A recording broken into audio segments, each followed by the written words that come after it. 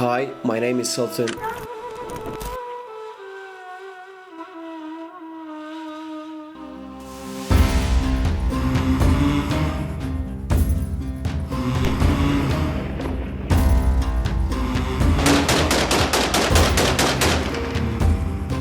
We start with those monumental events in Syria. Rebels may be on the verge of toppling President Bashar al-Assad's regime. The fall of Assad's regime. Free of long-time ruler Bashar al-Assad.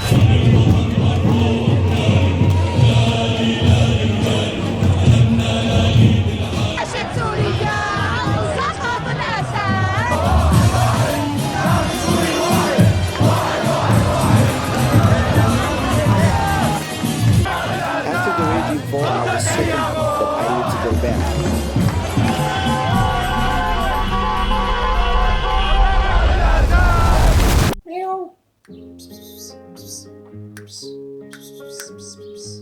Our first morning in Damascus was very peaceful. We woke up early because we wanted to explore as much as possible in the limited time we had in this country. So early in the morning, you can feel the eerie comforts and peace in the Syrian streets.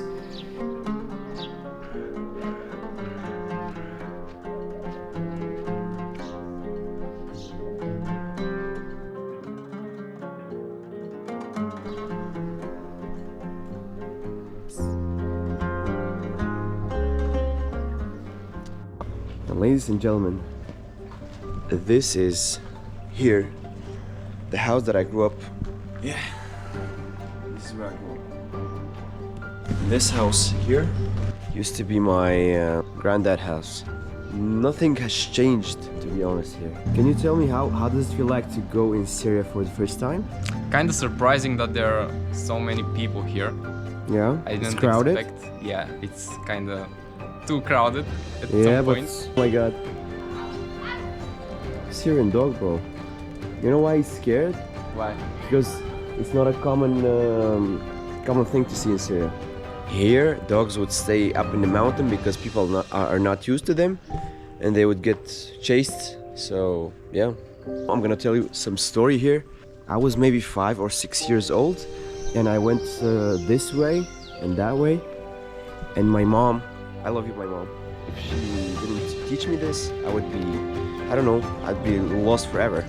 Told me to remember this mosque. This is Jami' Sukkar, by the way. It was a Friday. Friday usually is an off day in Damascus or in Syria. At some point I got lost. I sat like this in a corner and I was crying. There was a good Samaritan. He there, hey, what's going on? Why are you crying, you know? And I told him I live next to Jami' Sukkar or Sukkar Mosque. And he got me back, and my mom was so angry at me. And all of those bright colors would go. Just an hour later, the city was awakened. The sounds of vehicles passing by and people screaming and selling their goods was everywhere. Despite the war, everyone seems to carry on with their lives and develop their businesses.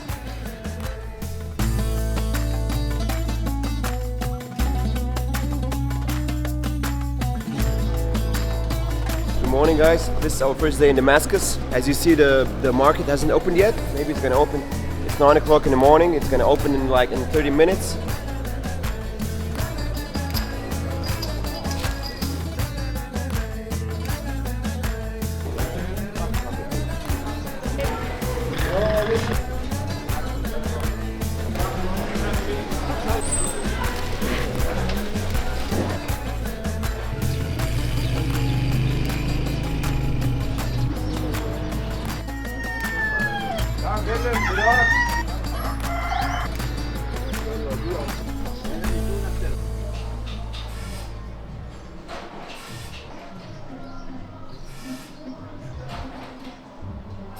This is something from my childhood.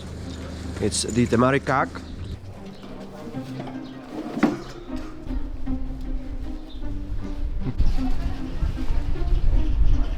As you see here, the streets are so tight, so people when they park, they would leave their phone numbers right there. So some emergency, you can call this guy and you can tell him to move his car. So I love this about the Syrians, that they are so cooperative about everything. They make it very easy to live simply.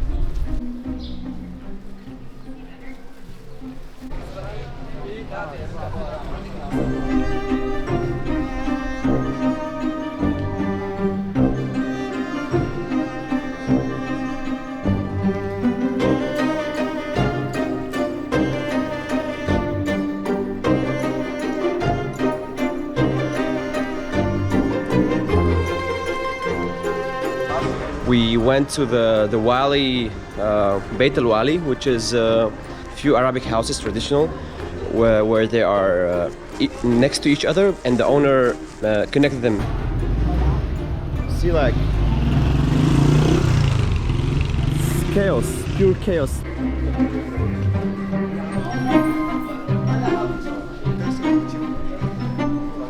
These are some generators, and you see them everywhere. This is because there is some shortage for electricity everywhere in the city. Like even where we are staying right now at my aunt's house, she have installed some systems with some batteries. Yeah, I'm gonna ask here if they could let us to shoot something.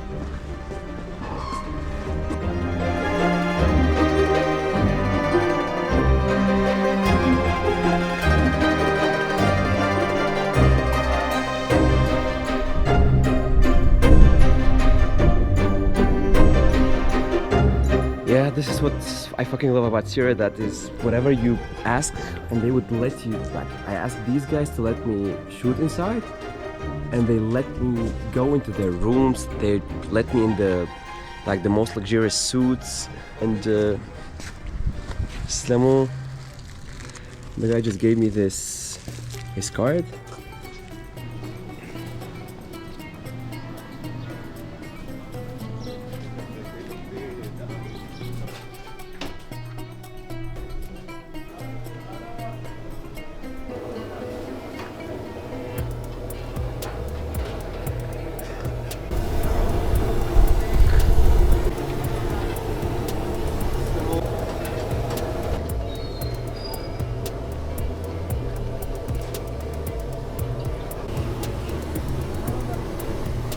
Big part of the Syrian culture is the food, so we made sure to try as much as possible.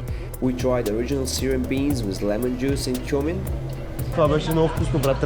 Трябва пак фасула. Баси якото.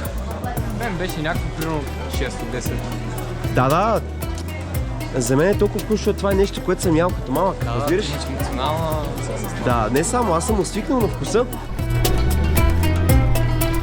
This is the Khan, where people used to come with their horses and they would put their horses right here, as you see there, and they would sleep like upstairs in these rooms here and on this side as well. So it's amazing. We went to the Azam Palace, built in the 18th century, and it's one of Damascus' finest examples of Ottoman era architecture. Once the home of the city's Ottoman governor, the palace blends Arab, Ottoman and local Damascus style. Питам го кой клас се вика, 9-ти клас, на колко години си, те му кат на 15. Ще усма? Мадямра.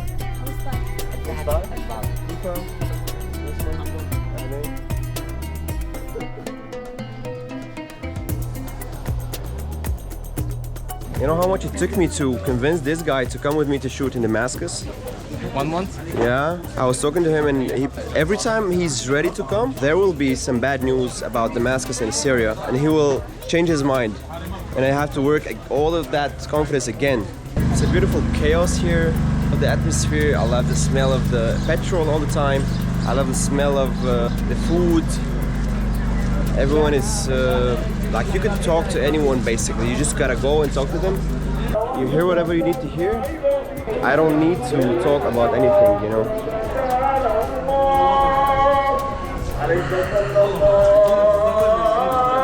It's so soothing, this kind of, you know, voice.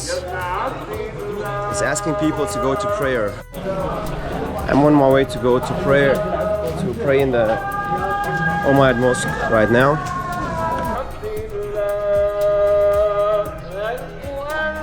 Yeah, it's time to go in. This is only men's entrance. Assalamu alaikum. I'm going to wash myself and then I'm gonna go to prayer.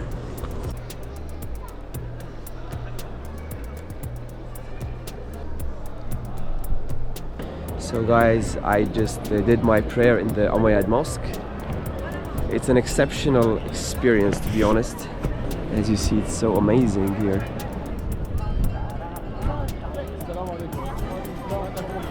I have never ever in my life dreamed to be here, so I'm amazed, to be honest. Okay guys, so we decided to sit here in this local cafe, order some local banana shakes and cappuccino. How's the hookah? It's amazing, it's the original taste. Habibi in his natural habitat. So guys, we went back to the Suq al-Hamidiyya and this is the moment that's very, very busy, as you see.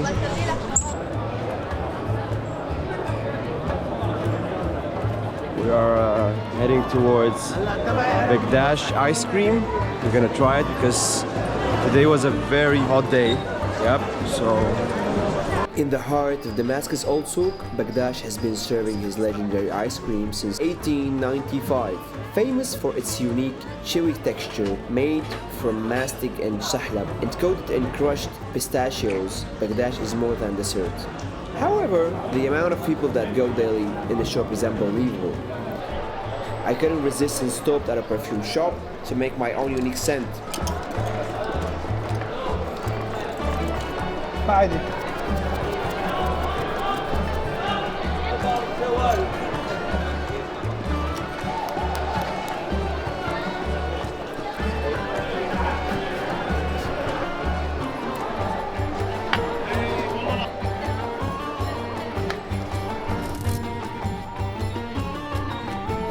Okay guys, so we are back at home and as you see the lighting here is not the best. There is shortage.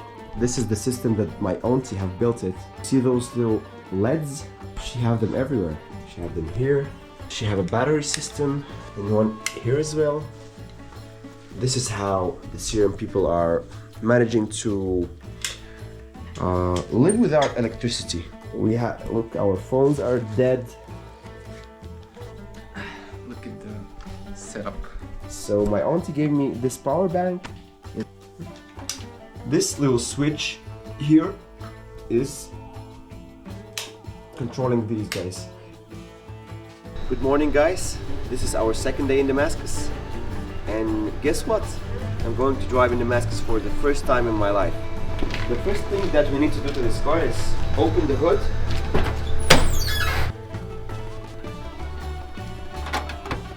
Alright, so this car needs its water to be refilled. It comes with a Peugeot engine. It's a 1.8 Peugeot petrol engine.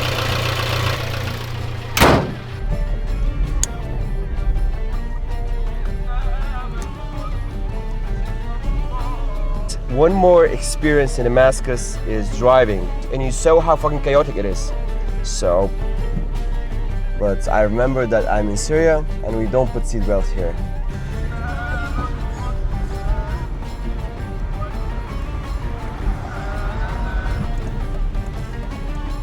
Виж чистачките как такова, ясно има чистачките, те са на самите чистачки и водата. Bro, this car has many extras. So this car is Sham. It's an Iranian-made car. It has 1.8 liters. I'm gonna turn on some radio from the music. Let's see. FM3. Yeah.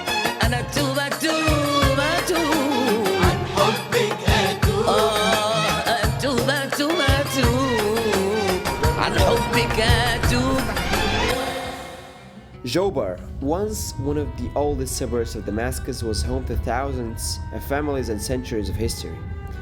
During the civil conflict, it became a major front line, heavily bombarded and reduced to rubble in the fierce battles between government forces and opposition groups.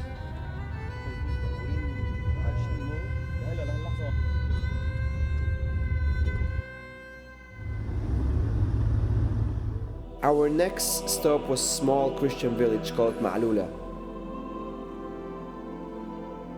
We met a guy on a motorcycle who was kind enough to show us the way.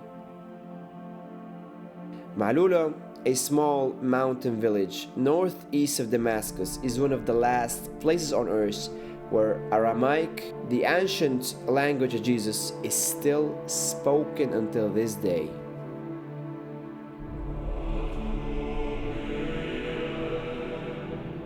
Carved into steep cliffs, Malula is home to centuries-old monasteries, churches, blending Christian tradition with Syrian rugged landscapes.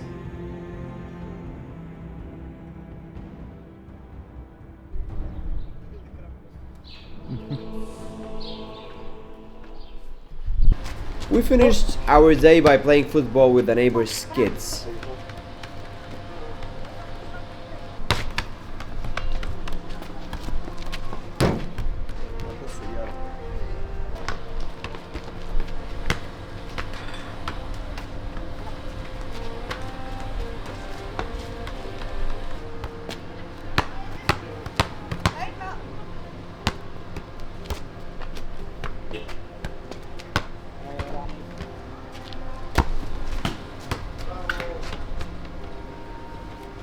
Our last day in Damascus, we decided to go on a walk around the neighborhood and try to meet some new and old friends. Our guide for the day was my aunt. She showed us around and explained to us about almost every mosque in the neighborhood. سلمي على الكاميرا. هاي. السلام عليكم. الله حيو. Bonjour يا أخي. حبيب قلبي bonjour. I feel much better today and I'm more relaxed. كيفو؟ حبيب قلبي. حبك. مراتني اسمها سنتر انا سمعت. السلام عليكم. يعطيكم العافية. This is pure Damascus experience because you have all of these everywhere so you can drink. بسم الله. السلام عليكم. كيفك؟ اهلين حبيبي. ترضى عليك. أصيل. ماشي. ده العمدة. حبيب قلبي. ده العمدة. عمي قلبي. أنا سلطان أفندي. So, yeah, wherever you go, they will try to make you feel special. To Habib Albi, Arasi. They will try to make you feel special and to give you something to drink or something to eat. They will serve you whatever, you know. This is the Friday market. Situated near the neighborhood that I grew up in. So this was my daily life until I was 9 years old. من منين جايبها؟ العرب. اهلا وسهلا. كيفك خالو؟ بلدي قديش الكيلو؟ بروفي بروبي ان شاء الله تعبري الحلاوه بك نغمي خرس اطارا وطا سلامو مرحبا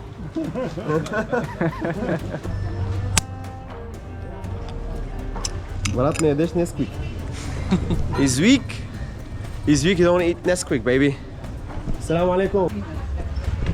So, bananas. We went to this astonishing place that was found by some Osmanic sultan. Sultan, yeah, again.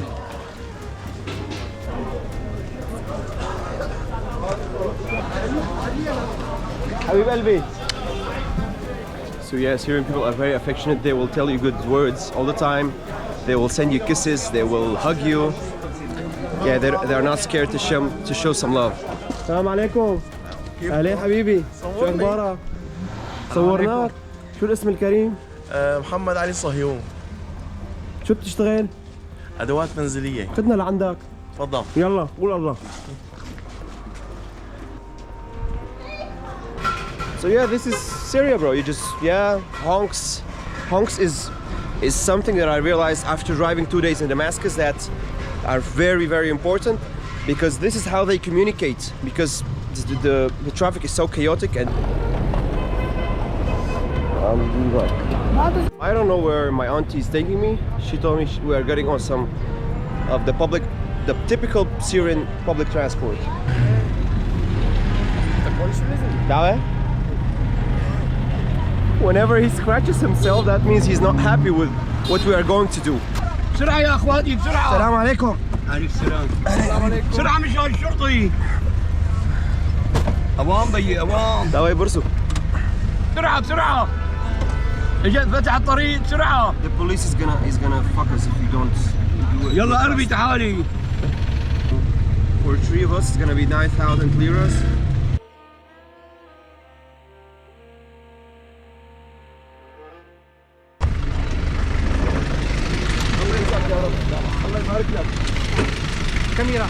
Yeah, so this is the kind of transport that the average Syrian would use. And then in the afternoon, we were invited inside a local shoe factory where our friend and guide works. Watching the entire process unfold, from raw materials to finished shoes, was fascinating.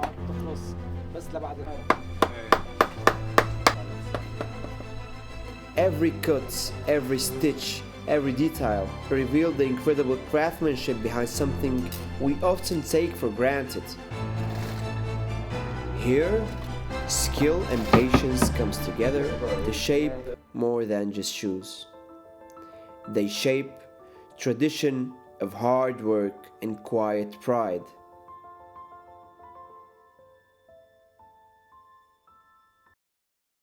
In the evening, after all of the travel, we felt very dirty, and what's a better way to clean ourselves in Damascus than to visit the Hammam?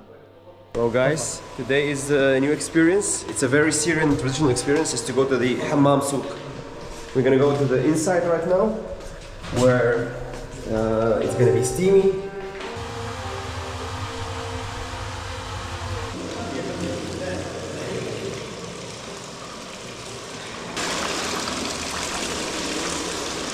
Okay guys, so this is the next step after the sauna. Habibi is happy, very happy.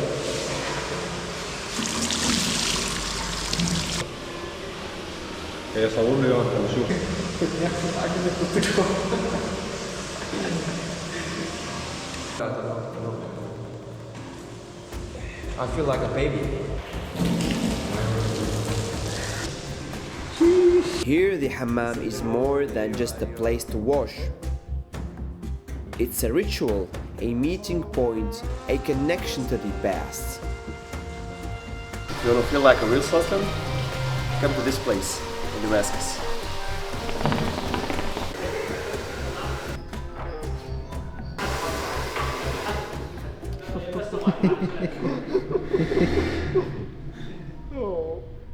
This is the end of our trip in Damascus. The last thing that we did was to visit the traditional Syrian hammam, and I want to top it off with something very, very, very, very Syrian. So come with me to show you what is going to be the last thing that we're going to do in Damascus before we travel tomorrow to Jordan, and then we're going to go to Larnaca again. From Larnaca, we're going to go to Sofia. We're gonna go 4 in the morning. The driver is gonna take us from Damascus, from the door, and the end of the trip is gonna be in Sofia. Sorry, Damascus.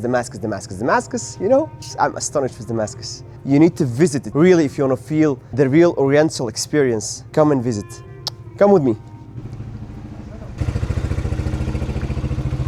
So, this bad boy is the legendary Bart 150cc that most of the Syrians rely on it for transport. See you. Good morning guys.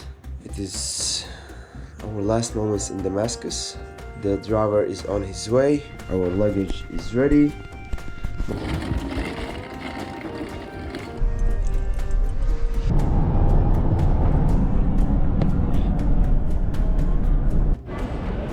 Guys, new updates.